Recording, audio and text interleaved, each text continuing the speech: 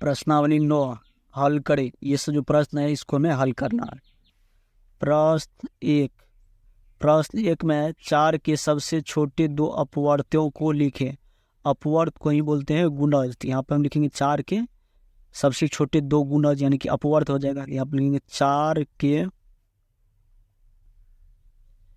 सबसे छोटे 2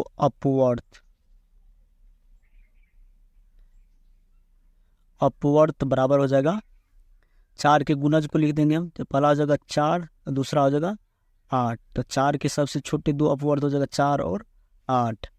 अब प्रश्न 2 में 7 के प्रथम 3 अपवर्तों को लिखे। अपवर्त को ही बोलते हैं हम गुणज। यहाँ पर हम लिखेंगे 7 के प्रथम 3 अपवर्त यानी कि गुणज। अपवर्त को ही बोलते हैं 7 के प्रथम 3 अपवर्त हो जाएगा। 7 का पहला 3 ठो गुणज लिखेंगे। पहला जगह 7, उसके बाद हो जाएगा 14, उसके बाद हो जाएगा 21। गुणज को ही बोलते, अपवर्त को ही बोलते हैं गुणज। प्रश्न 3 में है 6 के अपवर्तकों को लिखें यानी कि 6 के गुणनखंड को ही अपवर्तक बोलते हैं। तो यहाँ पर हम लिखेंगे 6 के अपवर्तक, 6 के अपवर्तक यानी कि गुणनखंड को ही बोलते हैं अपवर्तक। यानी कि गुणनखंड बोले तो 6 में जिन जिन संख्या से भाग लगेगा उसी को बोलेंगे हम अपवर्तक। 6 में भागा लगेगा 1 से, उसके बाद लगेगा 2 से, उसके बाद 3 से, उसके बाद 6 से। तो 6 में जिन जिन संख्या से भागा लगेगा उसी को बोलते हैं अपवर्तक और गुणनखंड। गुणनखंड और अपवर्तक ये दोनों एक ही होते हैं। अब प्रश्न 4 में करा 20 के सभी अपवर्तकों गुणनखंड को लिखे। अपवर्तक को ही बोलते हैं गुणनखंड। यहाँ पर हम लिख लेंगे 20 के अपवर्तक,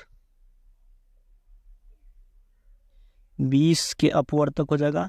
20 में जिन जिन संख्या से भाग लगेगा वही हो जाएगा इसका अपवर्तक गुणनखंड। तो पहला हो जाएगा इसमें, पहला हो जाएगा 1 से भाग लगेगा, उसके बाद 2 से लगेगा, उसके बाद लगेगा इसमें 4 से, उसके बाद 5 से, 10 से और 20 से। तो 20 के अपवर्तक हो जाएगा 1, 2, 4, 5, 10, 20। इन सब संख्या से इसमें भाग लगेगा।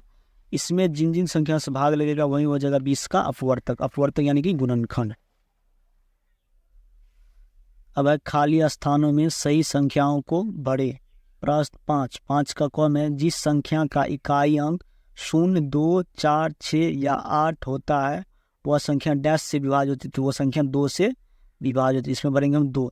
यह है 2 से विभाज्यता का नियम है ये।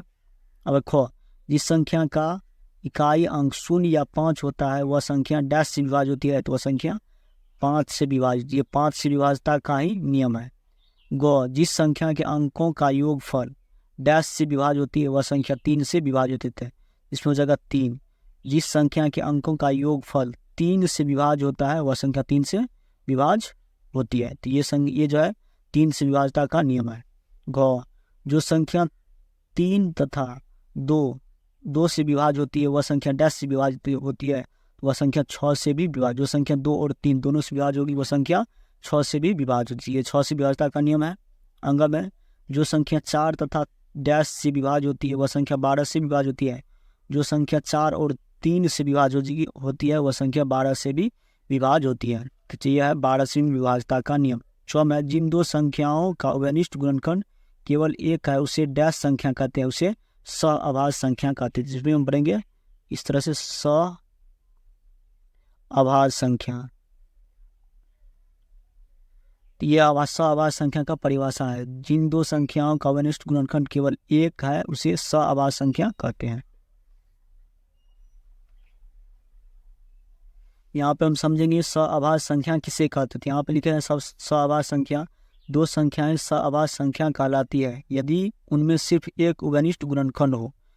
जिन 2 संख्याओं का उभयनिष्ठ गुणनखंड एक होता है उसे हम सअभाज्य संख्या कहते हैं। जैसे 3, 5। तो 3 और 5 का देख रहे हैं। 3 का यहाँ पर गुणनखंड पूरे 1 और 3 है और 5 का गुणनखंड 1 गुना 5। इसमें देख रहे हैं इसमें भी 1 है, इसमें तो यही हो जाएगा इसका उभयनिष्ठ गुणन। इसमें भी उभयनिष्ठ गुणनखंड 1 है। यहाँ आप देख रहे हैं 7, 8। 7 का भी गुणनखंड तो रहे तो यहाँ पे 1 गुना 7 है और 8 का गुणनखंड 1 गुना 2 गुना 2 गुना 2 है। इसमें उभयनिष्ठ यानी कि दोनों में जो चीज़ है वही होता है उभयनिष्ठ गुणनखंड। तो इसमें देख रहे हैं दोनों में एक, इसमें भी 7 वाला में भी 1 है और 8 वाला में भी 1 है, तो इसमें उभयनिष्ठ हो जाएगा ये 1, इसी बोलते हैं उभयनिष्ठ गुणनखंड, इसमें 1 है। अब देख रहे हैं यहाँ पर 8 9, तो 8 का गुणनखंड यहाँ पर तो रहे हैं, उसका 9 का गुणनखंड तो रहे, इसमें दोनों में देख रहे हैं सिर्फ एक इसमें भी है और एक इसमें भी, तो इसमें उभयनिष्ठ हो जाएगा 1। तो यहाँ पर परिभाषा है 2 संख्याएं सहवास संख्या कहलाती है जिनमें सिर्फ एक उभयनिष्ठ गुणनखंड, इस सब में सिर्फ एक उभयनिष्ठ गुणनखंड है।